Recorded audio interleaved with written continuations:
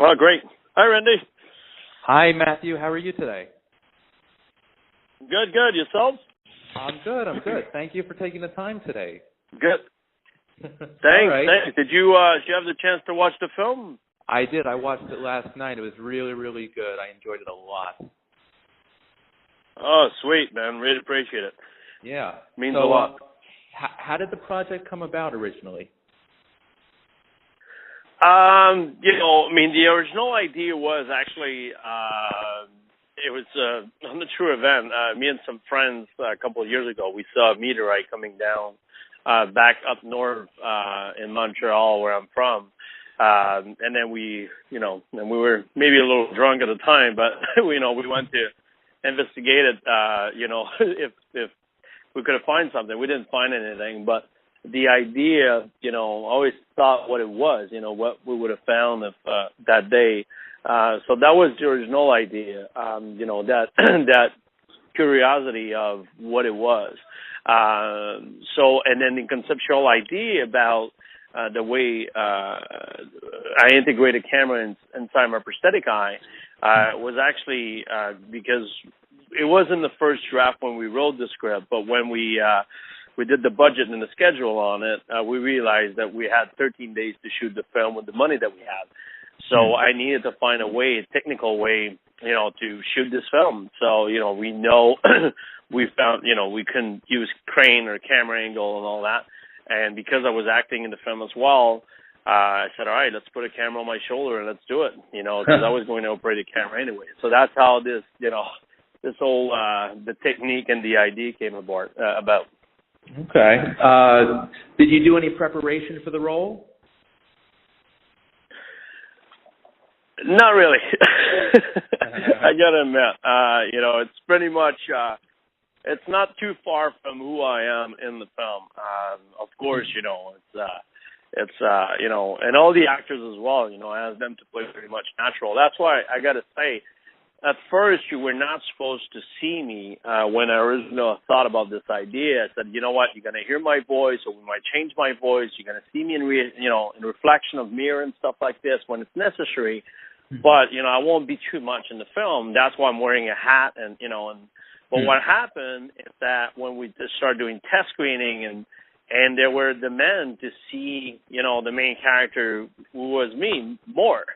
So, it's just, that's why I look like a director in the film, because I needed to add myself in. No, seriously. It was funny because when I spoke my hair department, they were like, oh, you want your hair? And I said, I'm going to have a hat. And they were like, you're going to have a hat? It was like the full film. I said, you know what? Yeah, because, I'm sweating my ass off behind the camera. And I got to go in front of the camera. So there's no way, I'm going to, I'm not going to wear my hat. So right. It's really the director you see on screen. But I think it works for this story. It serves the story. It's natural. So it works. Nice. Speaking to that, what is it like working on a film from an actor's point of view as opposed to a director's point of view? That's a really good question, actually. I think that's a really good question. It's a little tricky as well because I think my mind is just one. It's the same as being an editor and cut myself from the film, or analyzing myself if I'm doing a good job or not. It's really tough, I got to say. But I think acting was the same. It's really to make sure that me and the actor, we're all in the same line. We're all in the same, in that scene, in that moment, this is what we need. As emotion, but then as a director, I have to know exactly where we are in the timeline in the film. So it's, it fits with everything else. So that was the toughest part, to really manage the two together, and as well as director, I had my full crew and all my crew were in French because we shot in Montreal. So I had, both language. So sometimes I was acting in French with my actors. They were like, Matt, all right, we're English here. And I was like, sorry, guys. I was just switching around. And sometimes the director, was acting. And, and of course, you don't see any of that. But, yeah, it was definitely a challenge. Okay. Huge challenge to, never do this again. Hopefully not. So Hopefully not. Do you prefer acting to filmmaking, or do you consider them both the same?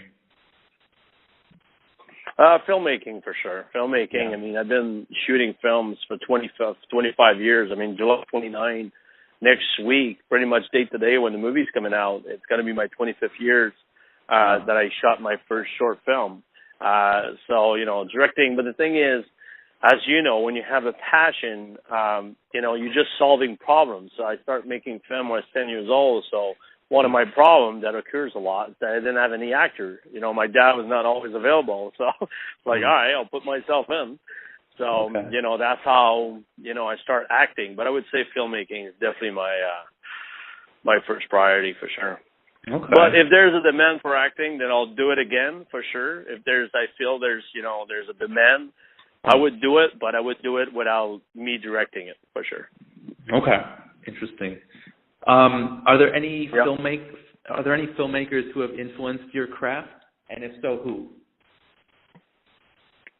Hitchcock, for sure. Nice. Hitchcock was my biggest influence. Yeah, Hitchcock because of his understanding of the psychology of the audiences. I think, he really understood who he was telling a story to and how to manipulate them and how to bring them to where exactly you wanted them to be. So for me, really, and it was not really about his film. It was really, again, his thinking and his preparation to how to make a movie and a suspenseful movie. So for sure, Hitchcock, since I'm a kid, has been a huge, huge influence. Nice. Do you yourself have a secret recipe for suspense?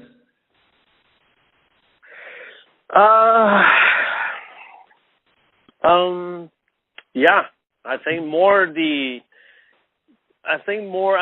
yes and no, but I would say that more the horror is in the mind of the audience, better it is, because there's no better, what you have in mind is way more scary than what you can put on the screen. That's my thinking. So always don't put too much on the screen, but really let them think. And more they think, more they will imagine their, whatever they want with their conception of life or their, whatever, their baggage that they have when they sit down in front of the screen, and what they're thinking is way more scary. So don't put too much on the screen. Let them think. Okay, I like that. Are there any film genres that you haven't worked in that you'd want to in the future? Yeah, for sure. Yeah, my next film is a drama. Drama, and I got action thriller. So I'll navigate through. I'm really attracted by good story. So when I see a good story and I think about a good story and I just want to do it and I just want to put it there, as a filmmaker, it's I think at mid-30s and 40s, this is where you really, if you're still doing this and you really want to perfect your craft, this is where it happens. So yeah, definitely. But I'm not done with suspense genre. Definitely not. But I won't use the technique I use.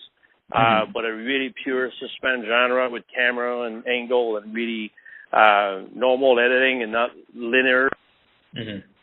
All right, so final question. What do you hope audiences take away from this film? First, I'll scare the crap out of them. That's what you try to do for that kind of genre. That's nice. The first thing. But hopefully, because of the emotion I put in there, I think they will see something different about this genre. Look, it's going to be a hit or miss. They're going to love it or they're going to hate it. But hopefully, when they get out, after watching the film, they'll see that they felt something, right? There's an emotion more than just being scared and having fear. So hopefully that's what I hope that the audience will have. Okay. And the movie definitely scared the crap out of me, so mission accomplished, sir. That's good. Perfect. I love it. That's good. So I have one or two. That's good. Hey, thanks. Appreciate it, Randy. Thanks so much, Mathieu. This has been Under the Radar. Thanks for your time.